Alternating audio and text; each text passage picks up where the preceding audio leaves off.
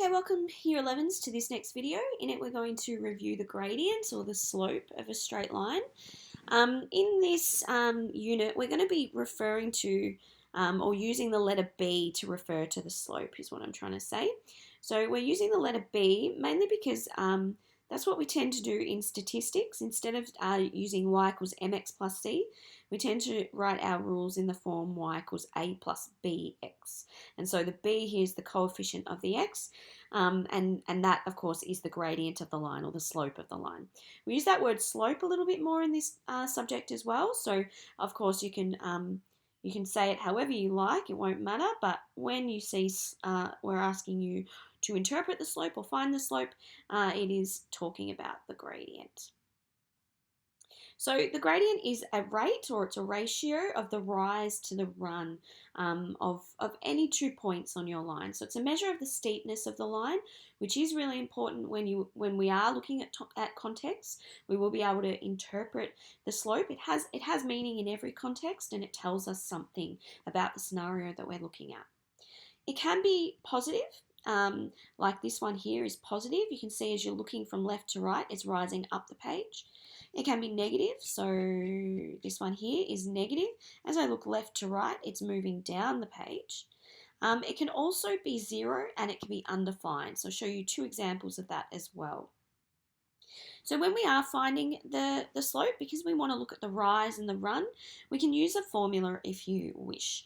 So you can label your 2 points as x1, y1, the other one as x2, y2, and then you can use this here. This will tell you, or this will basically get you to find the change in the y values. So we call that the rise, y2 minus y1, over the change in the x values, so x2 minus x1.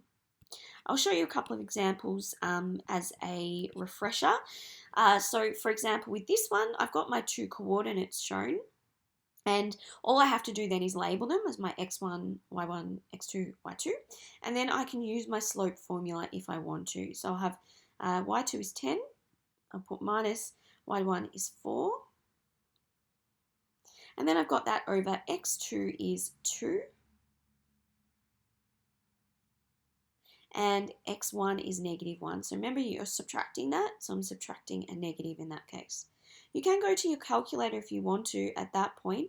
You don't trust yourself with negatives, for example, because this one's 2 plus 1. And that will simplify to 2. So always simplify any result that you get. Sometimes it will simplify just to a fraction, and that's fine. But know too that whenever you are working with a whole number slope, it can always be written as 2 over 1. Don't leave it as 2 over 1 when you're giving the slope, but it's good to know it's 2 over 1, so we know it's rise of 2 for a run of 1. So every time this graph goes up by 2, we go across by 1. So you can see that's going to happen here because it's going to go up 2 to 6, across 1 to 0, up 2 to 8, across 1 to 1, and then up 2 to 10 and across 1 to 2. So you can make these little steps basically. With this next one here, we want to first find 2 points that the line's passing through. So you can see here it's going right through the middle, the origin. So I'll label that as 0, 0. And then this point, we can see the dotted lines here showing me what that point is. It's negative 8, 4. And from there, I can do the same thing. So it doesn't matter which one's x1, y1, which is x2, y2. Because it'll sort out any negatives for you if you label them correctly. So y2 I've got here is 0, so 0 take 4. x2 is 0 as well, so 0 take negative 8. So 0 take 4 will give me negative 4. 0 plus 8 will give me 8. And that's simplified to negative a half. So every time I go down 1 unit, I go across 2. It's another way of interpreting it. And that's what we want to do when we're interpreting with a context as well. It would be every time a certain variable is falling by 1, the other one is going up by 2. Now, here we've got some special cases. The first one here, you'll notice, I'll just get rid of that little line, I don't know if it's there. The first one you'll notice is a horizontal line. Just write that first. Now, the thing about horizontal lines is there's no, you see how the graph is not rising at all. That means that we've got, we can say no rise, or rise is equal to 0. Now, this is important because our slope is rise over run. So it doesn't matter what our run is, we're going to have 0 as our numerator. So any fraction with a numerator of 0 is going to come out as 0. And so all horizontal lines, you can make a note of this, all horizontal lines have a slope of 0.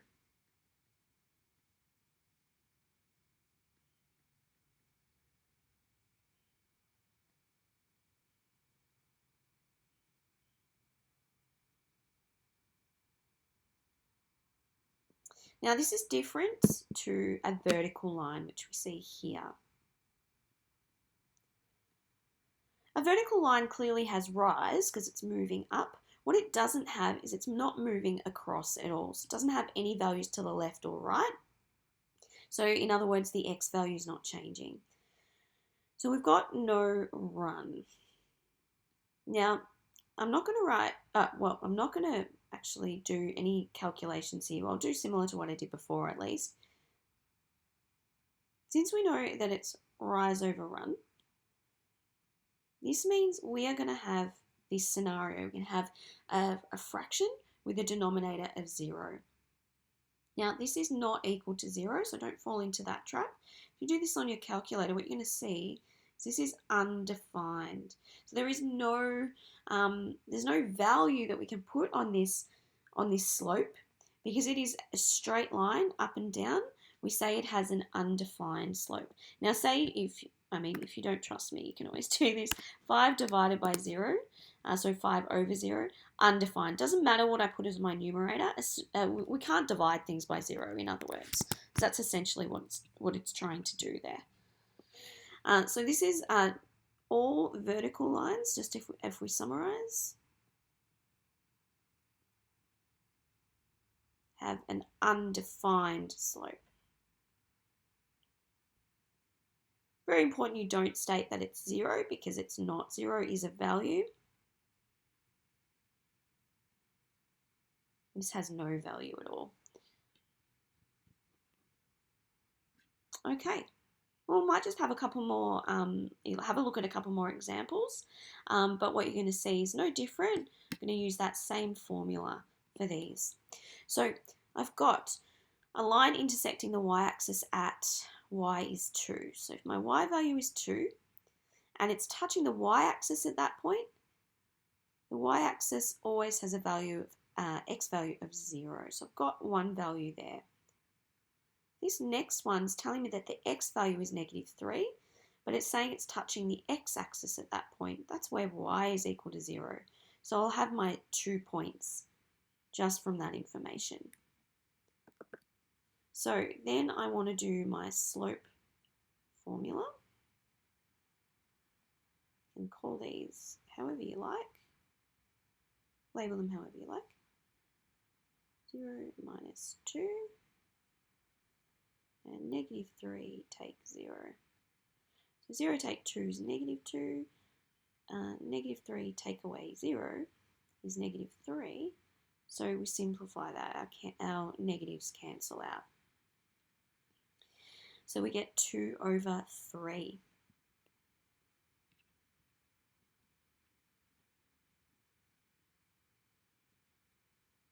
Okay, something like this is a little bit different. So we've got a slope of 2, so B is 2, and it's passing through these points here, but we see we've got an unknown just there. It's unknown because we've actually been asked to find it.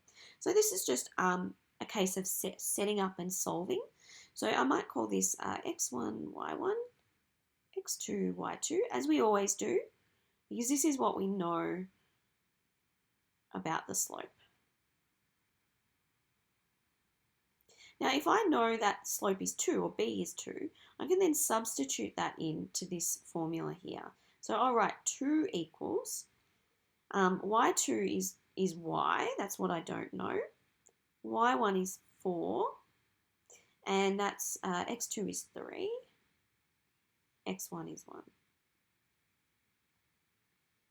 And from here, all you would need to do is use solve. So I might do that now. Menu 3, 1, we had 2 equals, whoops, and it was y minus 4.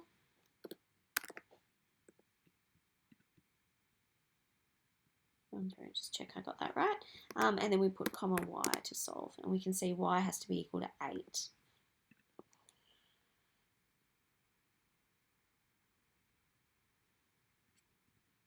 So that's how you would approach something where you're given the slope and asked to find a missing point. Of course, I could have been asked for any of these points. As long as there was just one of them, that was definitely achievable.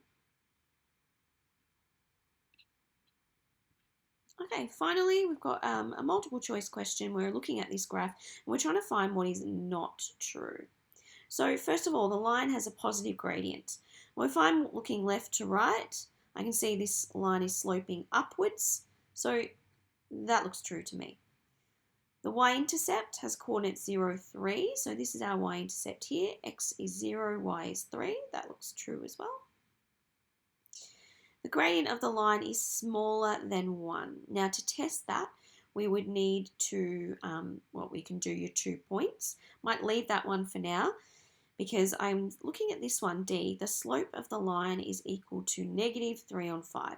Now, if that I said was true, then this one down here could not possibly be true. These two contradict each other. And so I can clearly see that one there can't be true since I established before it was a positive gradient.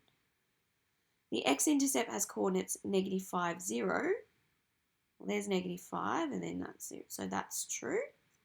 The gradient line is smaller than 1. Well, first of all, I can see the rise is 3. And the run, so it's going 3 units up, the run is 5. So our slope is 3 on 5, which is smaller than 1. So that's true as well. So there we have it. Just one question, a test style question that you might come across, or exam style question even. And so that's how I would approach something like that. I'll stop there so that you can have a go with the exercise. You can get some practice. And do let me know if you need any assistance.